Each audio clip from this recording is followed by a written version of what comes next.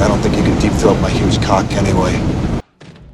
I was on my way to see my boyfriend that day when my car suddenly broke down halfway there. I got out to take a look, but I couldn't figure out what was wrong. Then I pulled out my phone, only to discover there was no signal. Left with no choice, I got back in the car, hoping a drink might help calm my nerves. After that, I went to the back of the car to change my clothes. But out of nowhere, a man suddenly appeared. I was so startled I jumped back to the other side. Fortunately, he seemed like a gentleman. He asked if I needed help fixing my car. Since he looked pretty handsome, I figured he must be a good guy, so I accepted his offer. To my surprise, just a few minutes later, he actually got the car running again. I was grateful, but for safety reasons, I didn't invite him into the car, so I started driving away slowly. But then I felt bad and stopped. In the end, I decided to give him a ride. We drove together for a while. He said his name was Jerry. We were having a great conversation, but then he suddenly changed the subject. I don't think you can deep throat my huge cock anyway.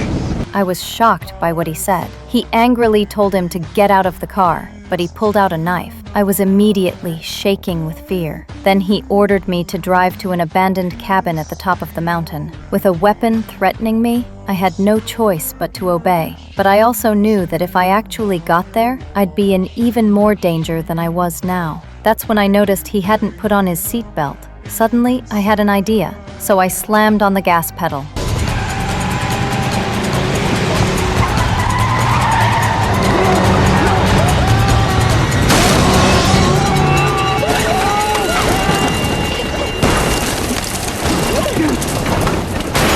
When I woke up from being knocked out, the car had already flipped on its side. Thanks to my seatbelt, I wasn't seriously hurt, but one of my feet was trapped by the car and I couldn't move. Then I saw Jerry in the rearview mirror. He'd been thrown out of the car. Seeing him lying there motionless, I breathed a sigh of relief. So I tried to break free and get away as fast as I could, but unfortunately my foot was stuck too tight and I just couldn't pull it out.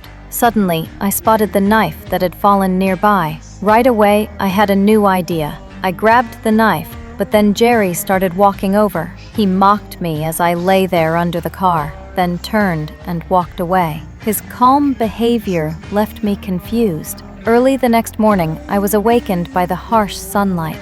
I drank some water and slowly came to my senses. Then I started looking for tools, trying to pry open the stuck part. But just then, Jerry suddenly appeared. He was holding food and drinks in his hands and sat down nearby to eat. Cold and starving, I begged him for help,